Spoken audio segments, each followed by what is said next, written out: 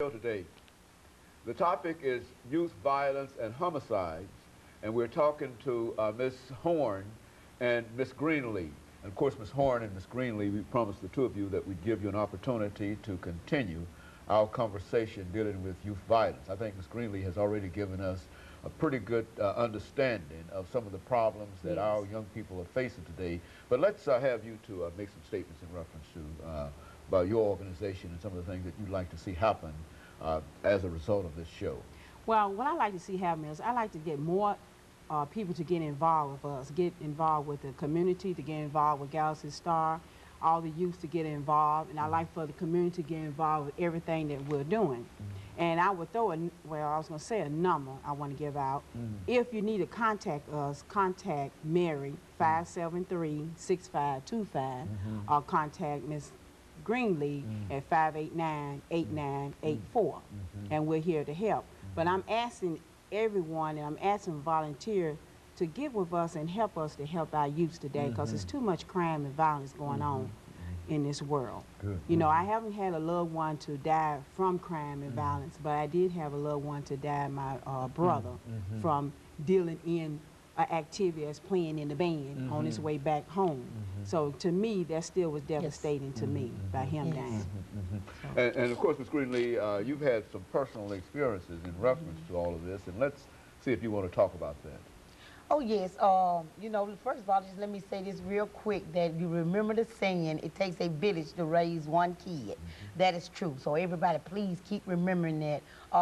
The 13-year-old, at the age of 13, I said I had a baby.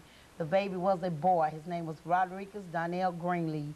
December the 8th, 2003, my son was murdered, cold-blooded murdered in the streets of Seller Court, Sam Levi Project.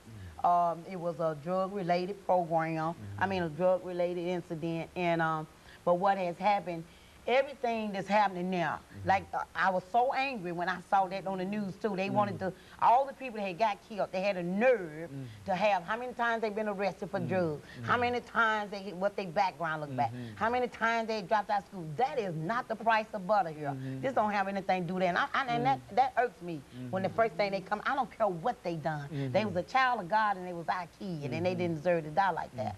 So when my son got killed, it changed my whole life. That was my only son. So what has happened now, I urge these young kids now to leave these gangs alone in this gang memory. And you know, they told it was 300 people at my son's funeral. They came to me and they said, Miss Greenlee, we sorry. I got your back. Your son, that's my road and all that. And when it's time for me to go to court, did nobody show up for my son?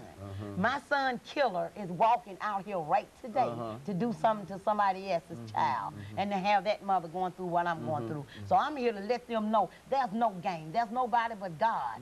That if you don't have a parent, go get somebody else's parents and talk to. I love my son. My son was a good boy. He didn't deserve to die like that. All these murders we done had in the last 6 months. But the killing part about it, let me say this right quick. When I called and asked the cops about who worked the case on my son, who got my son out of the street, they blowed my son, shot my son in the neck. The bullet came out so hard and big that they said his braids was laying in the sidewalk. Now, do a mother need to hear stuff like that? No. And then sit here and I got to be as bold as I am, but I'm passionate because of Jesus Christ, to know that this murderer is still out here in these streets and wasn't no justice done. See, wasn't no justice was done. They wasn't trying to find out who really killed my son. They wasn't trying to make nothing stick to this young man because he wouldn't have been out here. I don't care nothing about no witness didn't show up.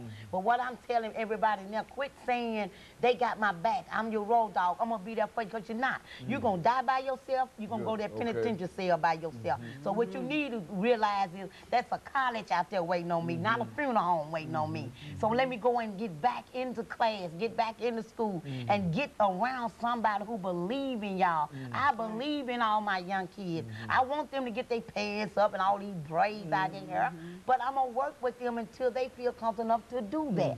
But the only thing I'm saying now, my son Rodriguez Greenlee name going to always be in memories.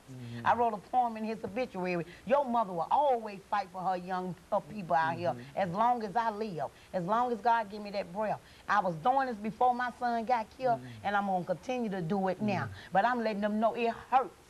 It really hurts to sit here and have to watch all these murders go on and don't nothing be done about it. And the only thing that's gonna be done about it is the community. I don't care. I want to hear none about no police didn't do this, the security guard didn't do this. I want to hear some mothers and some fathers come out here. The pastors need to come out here. The pastors need to go to some of these hoods, go to some of these doors that you scared to go in. We're scared too, but I knock on the door in a minute. I know a bullet gonna hit me, but it got God's name wrote on it from me. So I want you to come to me and say, okay, Clemens, go and live in the apartment and let's do some. Change Ministry is going there tonight. They're going and talk Pastor Westbrook. But I want other pastors to come out of the church. I want the mothers. How do these mothers sit back and let they son, you just have a funeral, go to the graveyard, and you get back with your life? How could you do it? Because I've been fighting from day one. I still want justice done for my son, and I'm not through with it. December the 8th, 2005 will be my second year. This, I had my son for 29 years. 2 years, I'm just now realizing he's really gone home to God.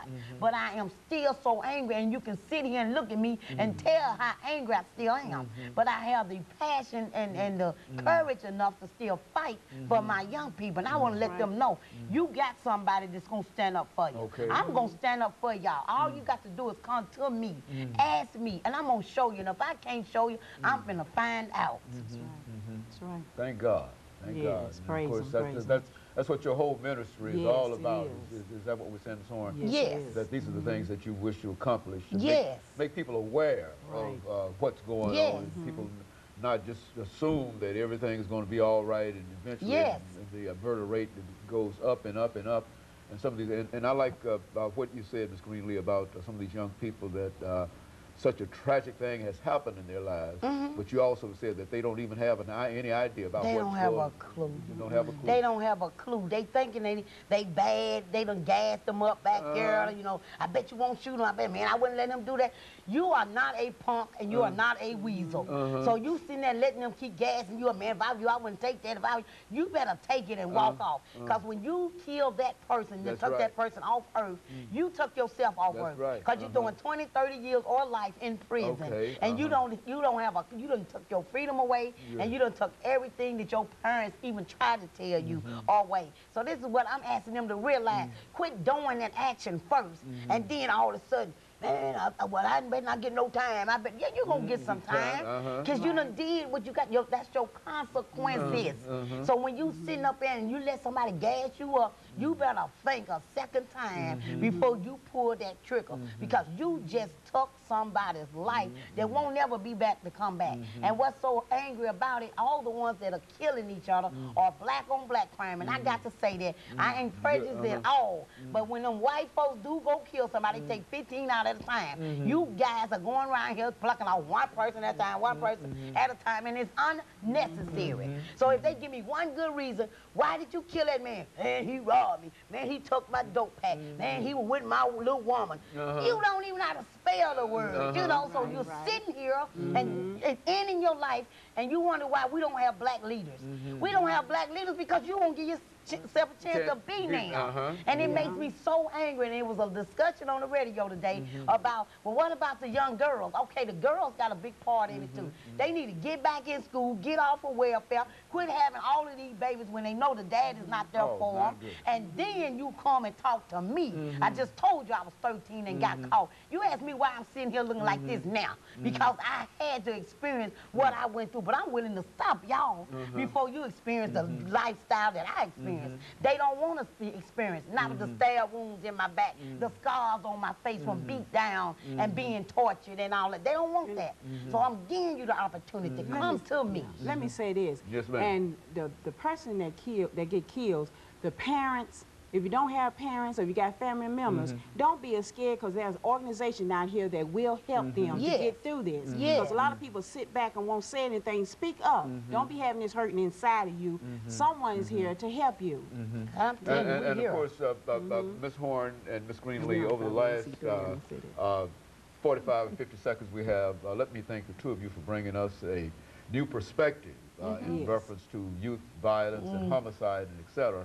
And I'm sure that there are those in the community, in the churches and other civic organizations, who are willing to join with you and Mr. Earl Jordan Yes. and some of the other individuals that you are working with. And I think that as long as you are as passionate as you are in reference to what you're getting, what you're doing, I think that you will certainly get the kind of attention that's yes. necessary. Oh, And- I'm and not of course, stopping. all of you are looking for more volunteers for Yes. Galaxy. And what's that?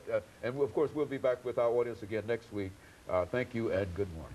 All right. Thank you. Ms. Brad,